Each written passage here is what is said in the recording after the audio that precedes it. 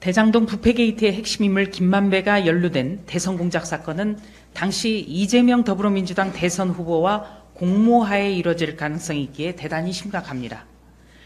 지난 대선 사흘 전인 2021년 3월 6일 뉴스타파는 2011년 부산저축은행 비리 수사 때 윤석열 주임검사가 대출 브로커 조우영 씨에게 커피를 타주며 수사를 무마했다는 김만배의 가짜 인터뷰를 공개했습니다.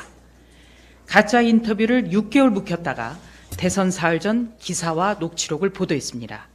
대선 판도를 뒤엎으려는 계획적 거짓 폭로로밖에는 할 수 없습니다.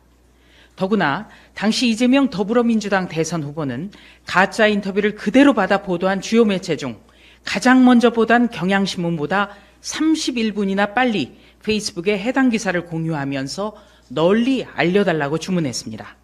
이는 이재명 대표가 뉴스타파의 가짜 인터뷰 보도 시점을 미리 알고 공유 준비를 했음을 시사합니다. 의심해 볼 것이 한둘이 아닙니다. 조우영 씨는 여러 매체와의 인터뷰에서 부산저축은행 대출은 대장동 수사 대상도 아니었고 대검 중수부가 수사한 적도 없다는 해명을 반복했다고 합니다. 그랬는데도 매체들은 윤석열 대선 후보와의 관련성을 집중 보도했고 위를 뒷배삼아 이재명 대선 후보는 대장동 몸통은 윤석열이라는 공세를 폈습니다. 뉴스타파 가짜 인터뷰와는 별개로 JTBC가 대선 보름 전쯤 윤석열 커피 관련해서 가짜 사실을 처음 보도하자 더불어민주당 의원 다수가 방송에 나가 기정사실인 양 역공에 나선 것은 조직적인 공모 가능성을 뒷받침합니다. 직후 TV 대선 토론에서 이재명 대선 후보는 커피는 왜 타줬느냐고 다그쳤고 윤석열 대선 후보가 대출 브로커를 본 적도 없다고 반박하자 아이고 참 희한하네 라는 조롱까지 했습니다. 대선 공작의 실체가 드러났음에도 대선 직전 이를 10분 활용한 이재명 대표는 여전히 침묵하고 있습니다.